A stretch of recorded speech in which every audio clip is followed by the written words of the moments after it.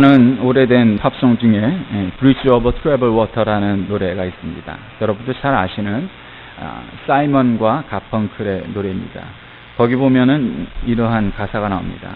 당신이 삶에 지치고 초라하다고 느낄 때, 그래서 당신이 눈물을 흘리게 되면 내가 당신의 눈물을 닦아줄게요. 내가 당신 곁에 있을게요. 당신이 고난에 처하고 친구들마저 보이지 않을 때 당신이 험난한 세파를 건널 수 있는 다리가 되어주겠어요. 또 중간을 건너뛰어서 내가 당신 편이 되어줄게요. 어둠이 몰려오고 주위가 온통 고통으로 가득할 때 당신이 이 험한 세상을 건널 수 있는 다리가 되어줄게요. 그 꿈들이 빛나는 모습을 보세요. 당신이 친구를 필요로 하면 내가 바로 당신 뒤로 노져 갈게요. 이 험한 세상에 당신의 다리가 되어 그대의 마음을 편안하게 해줄게요. 아주 너무도 잘 아는 오래된 올드 팝송입니다. 우리나라에서 특별히 더 많은 사랑을 받았어서 한창 때 그 뉴욕 센트럴 파크에서 재결합은 아니지만 하여튼 다시 만나서 공연을 할 때 실황 중계가 될 정도로 생방송으로 아주 유명했던 노래이죠. 우리나라에 참 많은 다리가 있습니다. 사람이 사는 유인도가 482개, 또 모든 섬을 합하면 3,358개의 섬이 있다고 합니다. 그런데 그 많은 섬들 가운데 여러분 가장 독특한 섬이라면 여러분은 무엇을 꼽으시겠습니까? 저는 아마 소록도라고 생각합니다.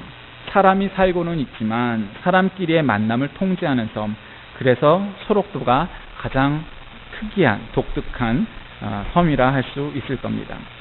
여러분이 익히 아시는 것처럼 소록도에는 문둥병이라고 불렀던 한센병 혹은 한센시병 환자들이 격리 수용되어 있는 섬입니다.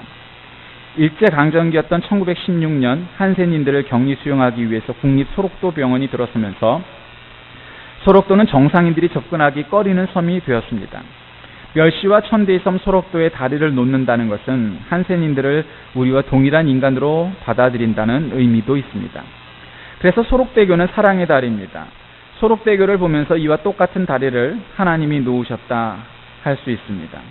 소록도에 사는 한센인과 무태 사는 정상인들 사이에는 건널 수 없는 단절의 바다가 있었으나 소록대교로 그것을 건널 수 있는 다리가 놓였던 것처럼 하나님 앞에 감히 나아갈 수 없었던 우리들을 하나님 앞에 나아갈 수 있도록 예수 그리스도께서 십자가를 지심으로 말미암아 우리에게 영적 다리를 놓아주셨다, 이렇게 볼 수 있는 겁니다. 하나님과 우리 사이에 그러한 단절, 하나님이 창조하신 인간이 하나님을 배반하여서 하나님 편에서 인간들을 별로 보고 싶지 않으실, 볼 일도 없는 그러한 존재가 되어버리고 말았지만, 오히려 사방천지에 우상을 세워놓고 우상 숭배를 하는 우리들이었지만 하나님께서는 우리를 긍휼히 여기사 당신의 독생자 예수 그리스도를 보내주셨고, 그로 말미암아 우리는 하나님 앞에 나아갈 수 있게 되었습니다. 하나님의 다리, 예수님이 바로 하나님의 다리입니다. 하나님이 예수라는 다리를 놓으신 이유는 간단합니다. 그분이 우리를 사랑하시기 때문입니다. 하나님이 세상을 이처럼 사랑하사 독생자를 주셨으니 이는 저를 믿는 자마다 멸망치 않고 영생을 얻게 하려 하심이라. 그래서 예수님은 우리를 사랑해서 놓으신 하나님의 다리입니다.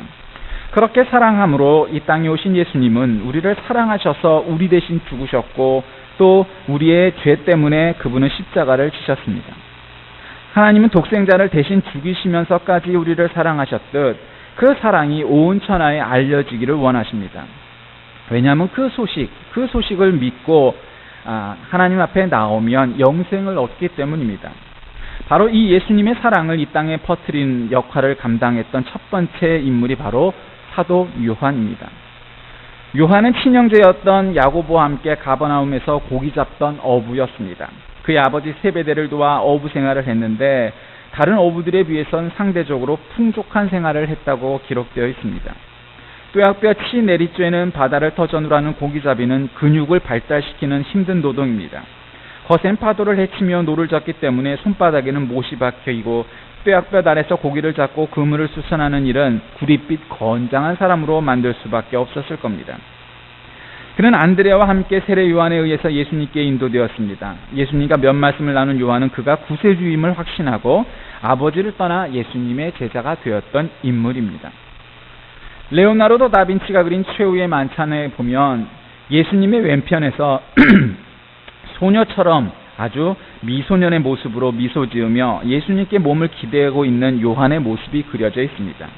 오른쪽에는 나이가 지긋한 베드로가 위치하고 있습니다. 이 그림이 보여주는 것처럼 요한은 12제자들 중에서도 가장 예수님의 사랑을 많이 받는 제자였습니다.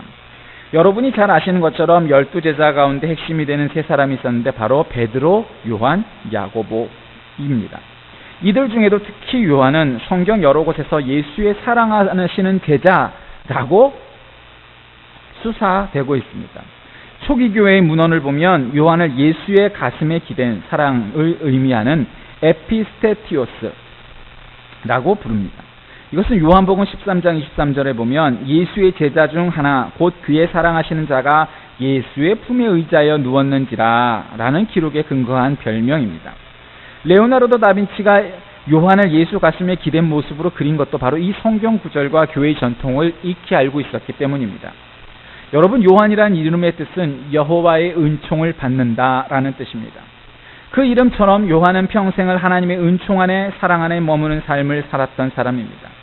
예수께서 겟세마네 동산에서 체포당하실 때 요한도 다른 제자들처럼 무서움을 이기지 못하고 도망쳤습니다. 하지만 다른 제자들은 다 도망쳐 숨어있을 때에도 요한만큼은 가장 먼저 예수님 앞으로 돌아왔습니다. 수제자인 베드로가 멀리 떨어져 뒤따르고 있을 때에도 요한은 용감하게 대제사장의 집들로 뛰어들어갑니다. 학자들은 당시 대제사장이 사업상의 관계로 요한의 아버지인 세베다와 알고 지내는 관계였기 때문에 요한과도 안면이 있었을 것이라고 추정을 합니다. 그런 이유 때문이었는지는 몰라도 요한은 베드로까지 데리고 대제사장의 뜰 안으로 들어갑니다. 그러나 베드로는 대제사장의 종을 해쳤기 때문에 겁에 질려 숯불 주위를 서성거리고 있었습니다. 이때에도 요한은 예수님을 신문하는 재판장에게로 거리낌 없이 곧장 들어갑니다.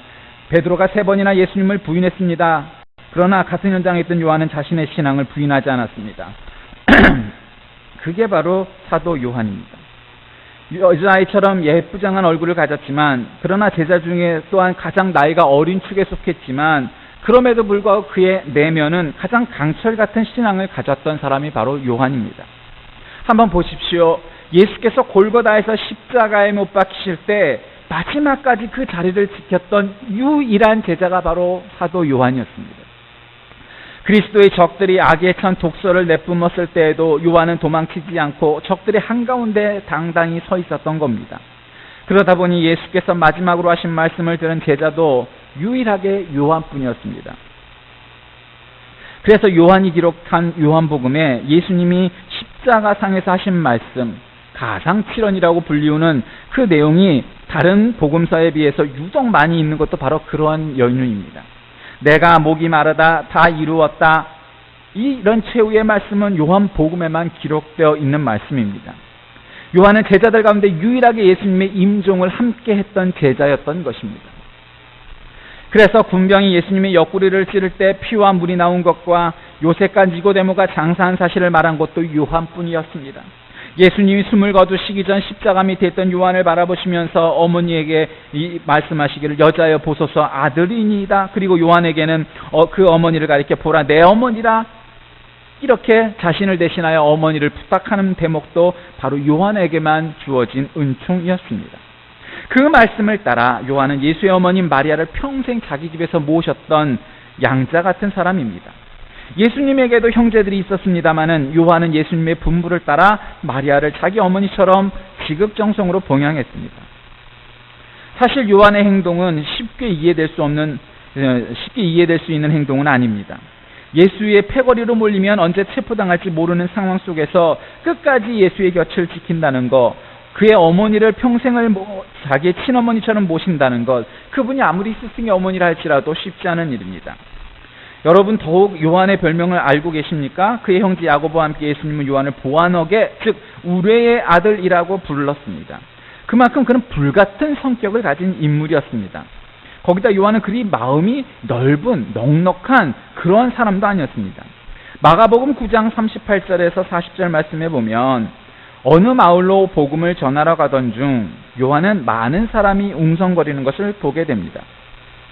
사람들이 왜 그렇게 동요하는가 보려고 요한은 앞으로 나아갔더니 귀신 들린 한 소년이 땅 위를 뒹굴면서 소리를 지르고 머리를 좌우로 흔들고 있는 게 아닙니까? 요한은 예수님으로부터 받은 권세로 귀신을 쫓아내겠다고 생각합니다. 그런데 요한이 미처 손도 쓰기 전에 낯선 사람이 귀신을 쫓아내는 겁니다. 그 소년은 경련을 일으키며 몸을 뒤틀리다가 이내 조용해집니다. 그러자 요한이 귀신을 쫓아낸 사람에게 큰 소리로 말합니다. 감히 어떻게 당신이 주님의 이름을 쓸 수 있단 말인가? 도대체 당신은 무슨 권능이 있길래 그런 일을 하는가? 당신은 주님으로부터 아무런 권세도 받지 못한 사람이요. 나는 주님에 가까운 사람 중에 한 사람인데 이전에 나는 당신을 본 일이 없어. 결코 주님의 이름을 쓰지 마시오. 예수의 제자가 아닌 사람이 예수님을 대신하여 말할 수도 없고 예수의 이름으로 일도 할 수 없다고 강경하게 반박합니다. 그리고는 그 사실을 주님께 보고합니다. 선생님, 우리를 따르지 않는 어떤 자가 주의 이름으로 귀신을 내어쫓는 것을 우리가 보고 우리를 따르지 아니함으로 금하였나이다. 그러자 주님이 이리 말씀하십니다. 금하지 말라. 너희를 반대하지 않는 자는 너희를 위한 자니라. 요한의 말을 들여다보면 사도로서의 어떤 자부심, 프라이드가 있었던 것 같습니다. 그만큼 그는 자기 자존감이 굉장히 컸던 그러한 인물이었습니다. 게다가 그는 민족적 배타성도 유달른 사람이었습니다. 전도 여행에 지친 일행이 사마리아인들에게 쉴 것을 간청했으나 보기 좋게 거절당하고 맙니다. 시장하고 피로에 지친 야고보와 요한이 화가 머리끝까지 나서 이렇게 말합니다. 주여, 우리가 불을 명하여 하늘로 쫓아내려 저희를 멸하라 하기를 원하나이까? 불같은 성격의 사마리아인들을 사람 취급하지 않는 유대인 특유의 배타성까지 갖고 있었던 사람들입니다. 이런 것을 보면 요한은 성격적으로 도저히 사랑의 사도라는 그의 별명처럼 애초에 원만하고 유약하고 넉넉한 그런 소위 말하는 착한 성품을 가진 사람은 아니었습니다. 그런 요한이 목숨을 걸어가면서까지 대제사장의 집으로 들어가고 십자가를 떠나지 않았던 것, 그리고 예수님의 어머니를, 그의 형제들을 다 제쳐놓고 어머니로 평생 봉양했다는 것은 그가 타고난 그의 본성을 넘어선 뭔가 변화가 있었기 때문이라고 우리는 추측할 수밖에 없습니다. 그럼 과연 무엇이 요한을 사랑의 사도로 만들었겠습니까? 바로 사랑 때문입니다. 요한은 예수님의 사랑을 가장 많이 받았던 사람입니다.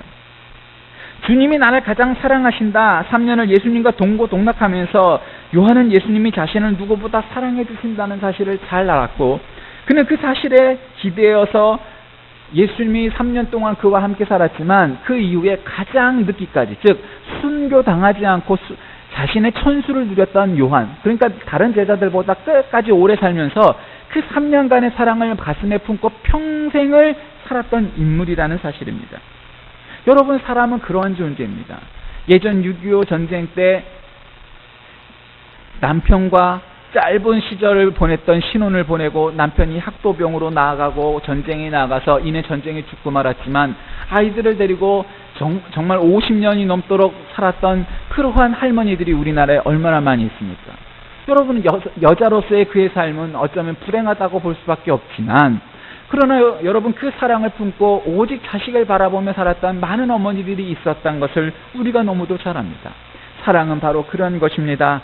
짧은 순간이었지만 많은 사랑을 받았던 사람은 더 오랜 기간 동안 그 사랑으로 인하여 살아갈 수 있는 힘을 갖고 살 수 있게 되는 것입니다. 요한이 바로 그러했습니다. 예수의 부활을 가장 믿었던 게 바로 요한입니다. 사랑하는 사람의 말이니까 믿을 수밖에 없었습니다. 밤을 새워 고리를 잡은 후 안개 자욱한 디베랴 바닷가에서 예수님을 제일 먼저 알아봤던 것도 요한이었습니다. 많이 사랑하면 할수록 사랑의 대상에 대해 예민해지는 것이고 영민해져서 그것을 빨리 캐치해낼 수 있게 되는 겁니다. 요한은 그의 저작에서 50번 이상이나 사랑에 대하여 이야기를 합니다. 사랑을 받았으니 그만큼 사랑을 강조할 수밖에 없었던 것입니다. 요한은 반모섬으로 유배되어 거기서 오랜 세월을 살았는데 성지순례를 하면서 요한이 기도했다는 동굴교회를 한번 들어가 보면 얼마나 그가 오랫동안 기도했는지 그 바위의 무릎 자국이 선명하다고 그렇게 알려져 있습니다. 요한은 사람들을 만난다든지 아니면 설교를 한다든지 할 때마다 단 한마디만 했다고 말합니다. 형제들이여, 자매들이여, 서로 사랑하십시오. 얼마나 주님께 받은 사랑이 컸으면 그는 다른 복음을 제껴두고 오직 서로 사랑하라 가르쳤던 사도가 되어 그의 별명이 사랑의 사도가 되었겠습니까? 사랑하는 교우 여러분, 우리는 사랑의 사도 요한을 보면서 참 많은 것을 느끼게 됩니다. 예수로부터 시작된 사랑을 가장 먼저 이어받아 전파한 것이 요한이었습니다. 그래서 사랑이라는 단어는 사람들이 가장 아끼고 애착을 갖는 단어요. 우리 기독교 신앙의 성경의 말씀의 가장 핵심을 이루는 단어가 바로 사랑 아니겠습니까?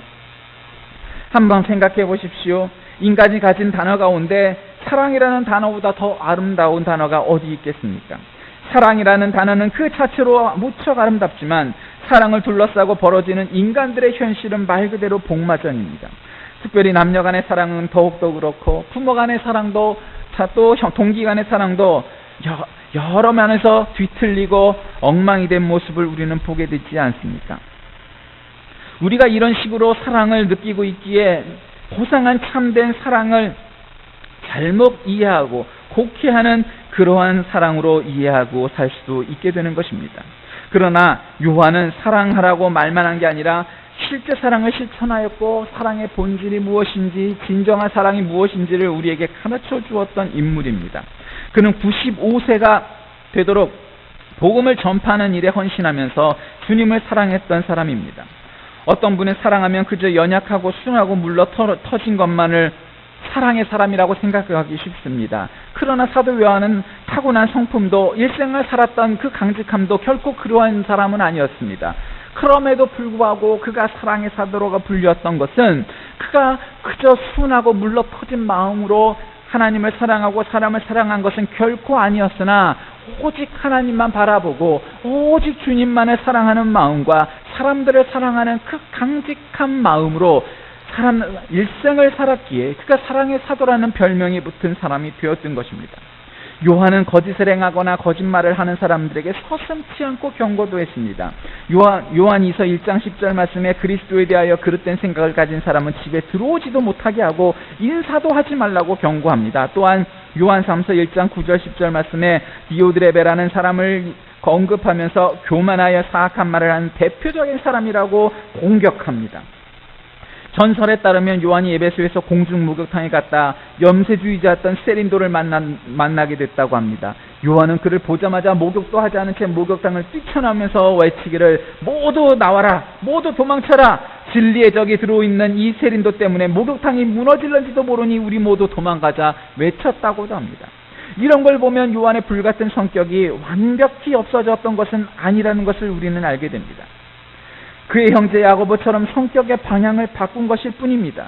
의를 향한 분노, 복음의 진리 수호를 위한 분노로 말입니다. 여러분, 그래서 진짜 사랑은 약한 게 아닙니다.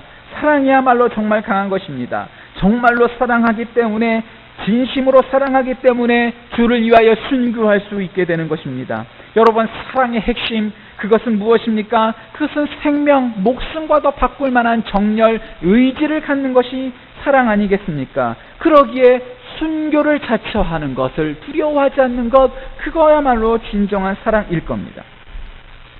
사랑하는 교우 여러분, 오늘 우리 사회, 우리 시대, 우리 가정의 모습은 도대체 어떻습니까? 사랑이 없어서 그렇습니까? 아니면 정말 사랑을 잘못 이해해서이겠습니까? 우리가 이 시대를, 이 사회를, 그리고 이 가정을 우리가 한번 점검해 보기 위해서는 우리가 진정 사랑이라는 관점을 통하여 살펴보아야 할 겁니다. 우리가 진정 사람을 사랑하고, 우리가 진정 하나님을 사랑하고, 우리가 진정 이 나라를 사랑하는가 하는 관점입니다.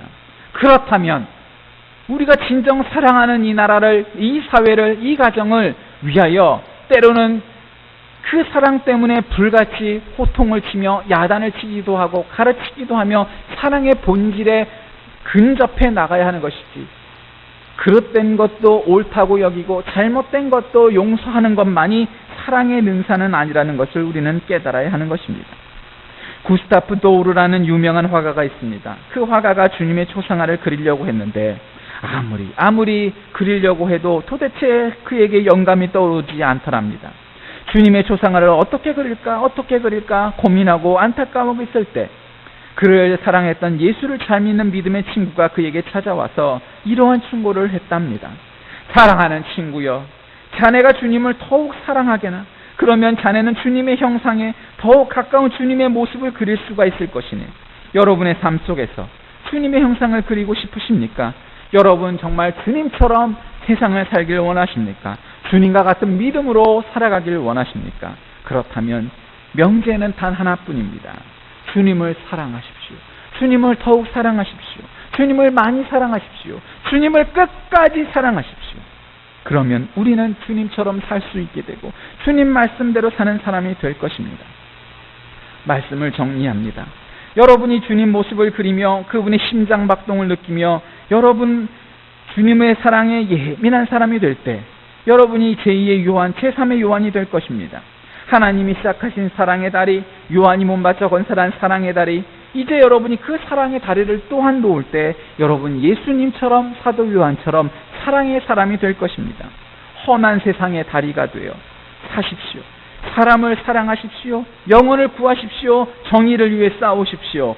그럴 때 진정 사랑으로 인해 우리가 용기를 가지고 예언자의 소리를 하는 성도가 될 것이고 정말 사도적 믿음을 가진 교우가 될 것이고 험한 세상의 다리를 놓는 진정한 믿음의 건설자가 될 것입니다.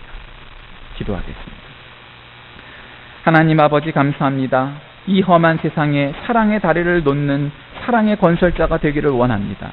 그러나 우리가 이 세상을 포기하고 이 세상의 부정과 또 잘못된 것들을 그저 눈 감아 버리고 살아버리는 것이 진정 사랑인 것처럼 오해하고 살아가고 진정 이 사회와 이 나라와 또한 역사에 불충한 것들도 그저 지나가 버리고 마는 것이 이 나라 또 이 시대의 세태입니다.